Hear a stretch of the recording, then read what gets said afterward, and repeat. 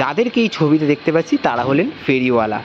একেবারে টালির চাল এবং শালগাছের খুঁটি, খাটের যে ছদ্রি যেগুলোকে বলে, গাঁথনি করে করে ওপরে ঢালাই করার মতো যে জিনিসগুলো হয় না, কলকাতার ফেরিওয়ালার ডাক আর রাস্তার আওয়াজ।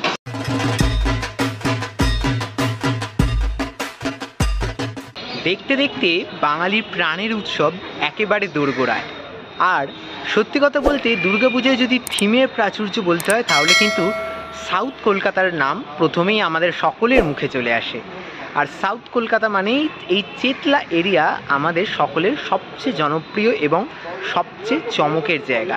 কেননা কালীঘাট মেট্রো স্টেশন থেকে নেমে পরপর অসংখ্য পুজো আমরা দেখতে পেয়ে থাকি।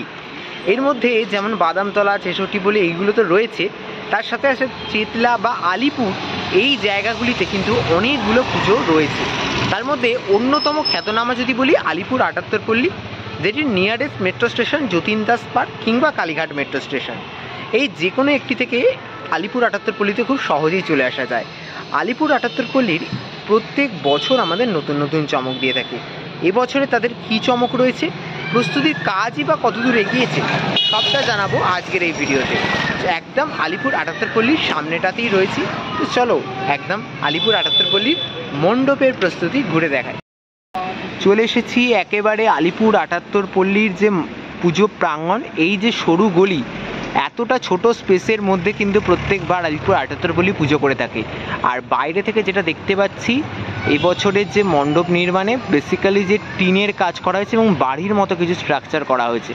তো টোটাল এরম বাড়ির মতো স্ট্রাকচার রয়েছে, এখানে দরজা জানলা সব কিছুই রয়েছে কিন্তু একসাথে। এরপর আমরা যাব ভেতরের দিকে। ভেতরের দিকে গিয়ে কি দেখতে পাচ্ছি, ভেতরের দিকে যদি ঢুকি, ভেতরে কিন্তু প্লাইয়ের কাজগুলো বেসিক্যালি হয়েছে। ভেতরে প্লাইয়ের কাজ হয়েছে মোটামুটি, এবং ওপরের দিকটা পুরোপুরি টিনের কাজ করা হয়েছে। তো এইগুলো মোটামুটি কভার আপ হবে ধীরে ধীরে। যখন কভার আপ হবে, পুজোর আর মাত্র কয়েকটা দিন বাকি, তার মধ্যেই বাকি যে সমস্ত কাজগুলো রয়েছে সেগুলো ধীরে ধীরে হয়ে যাবে। এবার বলি আলিপুর ৭৮ পল্লীর এবছরের যে ভাবনাটা, সেই ভাবনা বা সেই কনসেপ্ট কী রয়েছে সবটা জানাচ্ছি। একদম মণ্ডপের যে ফ্রন্ট পার্ট, এটা হচ্ছে সেটা। ফ্রন্ট পার্টেতে এসেই আমরা যে ছবিগুলো দেখতে পাচ্ছি, কলকাতার অতি পরিচিত একটি ছবি। কলকাতা কেন বলি, গোটা শহর, শহরতলি বা বাংলা, গ্রাম বাংলার সকল জায়গার একটি অতি পরিচিত ছবি। যাদেরকে এই ছবিতে দেখতে পাচ্ছি তারা হলেন ফেরিওয়ালা। সেই ফেরিওয়ালাদের কাহিনী এবছর শোনাতে চলেছে আলিপুর ৭৮ পল্লী। তোমরা প্রত্যেকেই জানো দুর্গাপুজো বাঙালির প্রাণের উৎসব, কিন্তু দুর্গাপুজো এই সমাজের একটি বিরাট অংশের আয়ের উৎস। দুর্গাপুজো মানে কিন্তু শুধুমাত্র আমাদের আনন্দ সেটি নয়, দুর্গাপুজো মানে অসংখ্য পরিবারের আয়ের উৎস। এই দুর্গাপুজো কিন্তু একটি পরিবারের প্রায় ৫ মাসের উৎস ক্রিয়েট করে থাকে প্রত্যেক বছর, এবং বিরাট পরিমাণ অঙ্কের যে ব্যবসা এই দুর্গাপুজোকে কেন্দ্র করে হয়ে থাকে। তাই দুর্গাপুজো শুধুমাত্র উৎসব বলা ভুল, দুর্গাপুজো একটা গোটা ব্যবসা, অর্থনৈতিক চক্র, যেটাকে ঘিরে কিন্তু এই টোটাল উৎসবটা চলে। আর এই দুর্গাপুজোয় আমরা প্রত্যেক বছর কিন্তু এই ধরনের ফেরিওয়ালাদের দেখতে পাই, যে ফেরিওয়ালারা ঘুরে ঘুরে প্রচুর বিক্রিবাটা করেন। আমরা হয়তো সারাটা দিন আনন্দ করে বেড়াই, সকলের পুজোটা আনন্দ না করেও কাটে। তাদের এই পুজোগুলো দিনগুলোতে তাদের একটা বিক্রি, একটা বেচা কেনা কিন্তু তাদের সংসারে আনন্দ নিয়ে আসে। কেননা এই পুজোর সময়ের যে পরিমাণ বেচা কেনা হয় তাদের যে সমস্ত জিনিসগুলোতে, সত্যি সেই জিনিসগুলোর বিক্রিতে তাদের যে লাভ হয়, সেই লাভ দিয়ে কিন্তু তাদের সংসারের অনেক কটা দিন চলে যায়।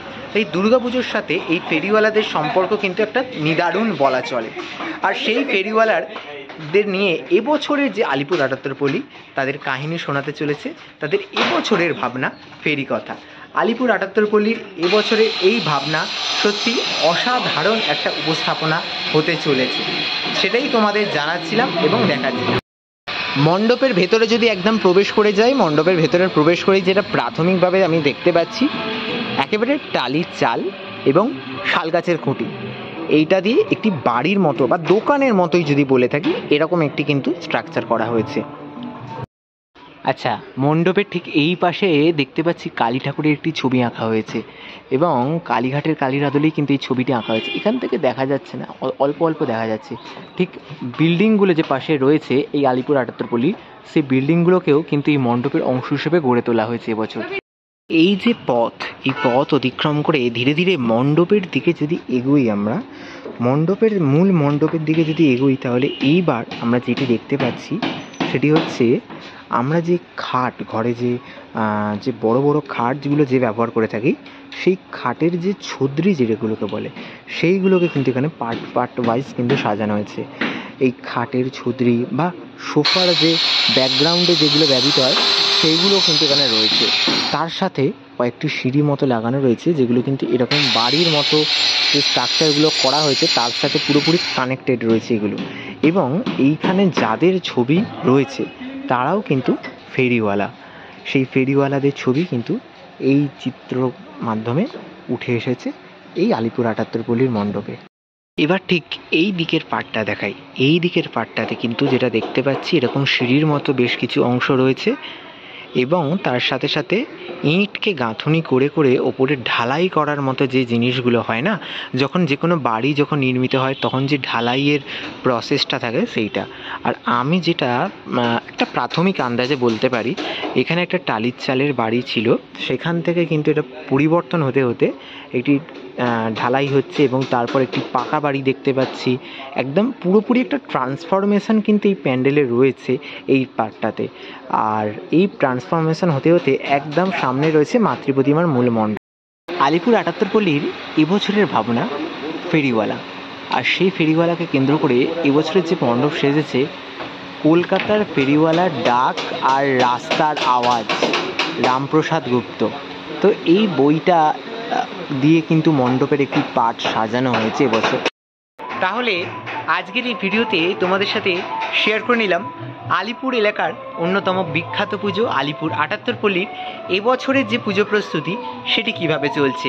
তার সাথে জানালাম এবছরে তাদের ঠিক কী ভাবনা রয়েছে, কী চমক দিচ্ছে, সব কিছু সব মিলিয়ে আলিপুর ৭৮ পল্লী পুজোর সময় একটা দারুণ চমক দেবে সেই আশায় আমরা প্রত্যেকে রয়েছি। এবং অবশ্যই পুজোর সময় তো আসতেই হচ্ছে আলিপুর ৭৮ পল্লীতে। তবে আজকের মতো ভিডিওটা এখানেই শেষ করলাম। দেখা হবে পরবর্তী নতুন কোনো আপডেট নিয়ে খুব তাড়াতাড়ি। পুজোর প্রচুর আপডেট তোমাদের জন্য প্রস্তুত হয়ে রয়েছে। চ্যানেলটা সাবস্ক্রাইব করে রেখো। ভিডিওটি ভালো লেগে থাকলে লাইকটা শেয়ার করতে ভুলো না। আজকের মতো সকলকে এখানেই বিদায়, সকলকে এখানেই টাটা।